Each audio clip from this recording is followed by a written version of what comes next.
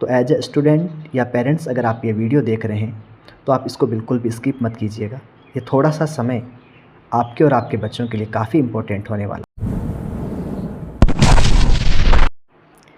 कि ज़िंदगी अब कुछ इस कदर चल रही है कि ज़िंदगी अब कुछ इस कदर चल रही है, लगता है हर उलझन किसी दूसरे से उलझ रही है।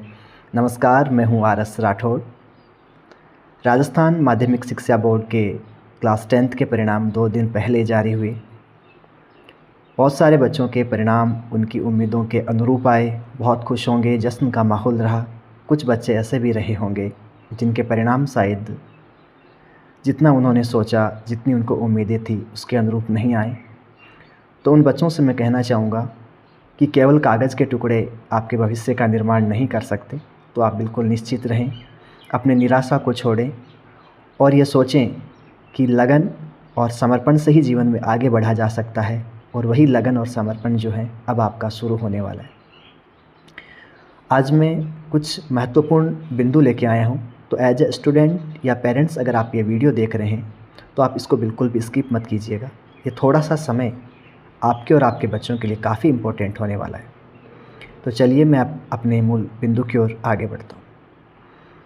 मैं सबसे पहले अपने प्यारे बच्चों से बात करना चाहूँगा।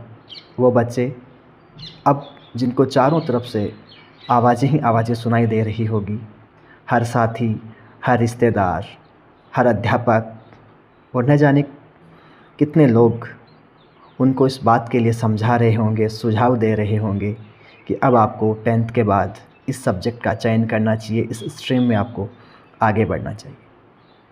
वो तो रहे बच्चे, वो ना समझ हैं, इतने मैच्योर नहीं हैं अभी कि वो फैसला कर पाए। उनको लगता है कि हर कोई इंसान सच कह रहा है, लेकिन मैं किसकी बात मानूं? कहने वाले हज़ारों लोग हैं, लेकिन सुनने वाला वो एक ही है।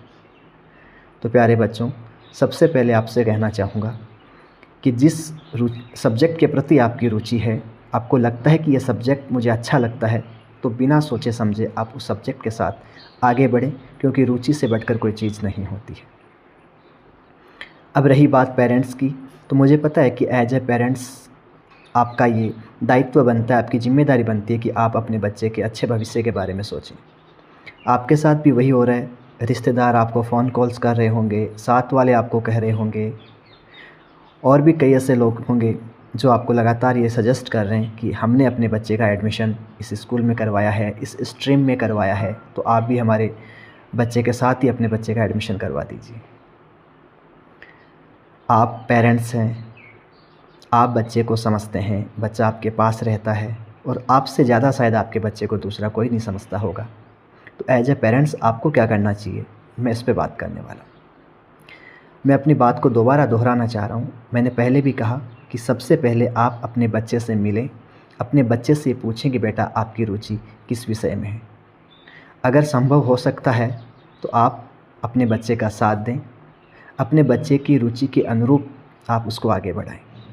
अगर आपको ये लगता है कि मेरा बच्चा शायद गलत निर्णय करने जा रहा है, मेरे बच्चे में कुछ अच्छी योग्यताएं हैं, मैं इसको मेरे अनुरूप किसी अलग दिशा में मैं इस बच्चे को मूव कर सकता हूं, तो एज ए पेरेंट्स आपको क्या करना है? सबसे पहले आप इस चीज़ को सुनें कि अब जो ये भीड़ इकट्ठी होने वाली है, लोग तरह तरह के जो सुझाव देने वाले हैं, इनको हमें फॉलो नहीं करना है। हमारा दायित्व बनता है कि हम अच्छे लोगों से मिलें, उनसे बात करें। जिस भी सब्जेक्ट में आप अपने बच्चे को आगे बढ़ाना चाहते हैं, उसमें क्या स्कोप हो सकते हैं, आपका बच्चा किस क्षेत्र में आगे बढ़ना चाहता है, उसका जॉब और करियर क्या हो सकता है, उन चीज़ों पे आप चर्चा करें। सबसे ज़रूरी बात यही है कि आप लोगों के बहकावे में ना आए, उस भीड़ का हिस्सा ना बने, अपने बच्चे को वहाँ ना धकेले लोगों की देखा देखी, जहाँ आपके बच्चे की रुचि का दमन हो जाए, क्योंकि बच्चा चारों तरफ से परेशान है। अगर एज ए पेरेंट्स आप अपने बच्चे से बात करेंगे, एज ए फ्रेंड अगर अपने बच्चे से बात करेंगे, तो उसको ये फील होगा कि कोई मुझे समझने वाला है, मैं किसी की बात तो सुन सकता हूँ। अपने बच्चे को आप बिल्कुल फ्री रखें, उसको वो एनवायरनमेंट आप उपलब्ध करवाएं जहाँ वो बच्चा उलझन से बाहर निकल सके और अपनी रुचि के साथ वो आगे बढ़ सके। सबसे ज़रूरी और आखिरी बात आपसे मैं करना चाहूँगा, आपने जिस भी क्षेत्र में बच्चे को आप आगे बढ़ाना चाहते हैं, बहुत अच्छी बात है कि आपकी रुचि भी है, आपके बच्चे की रुचि भी है, लेकिन एक चीज़ हमेशा ध्यान रखें, हमेशा बैकअप प्लान तैयार करके रखें। आपने जिस भी क्षेत्र में अपने बच्चे को आगे बढ़ाया है, अगर बच्चा वहाँ सफल नहीं हो पाता है एज ए कैरियर के रूप में, तो फिर आप दूसरा क्या ऑप्शन हमारे पास में रहता है, वो हमेशा आप एज ए पेरेंट्स लेके चलें। बच्चे के पास एक दूसरा विकल्प खुला होना चाहिए, जहाँ से बच्चा एक क्षेत्र में अगर असफल रहता है तो वो दूसरे क्षेत्र में जो है अपने करियर को आगे बढ़ा सकें।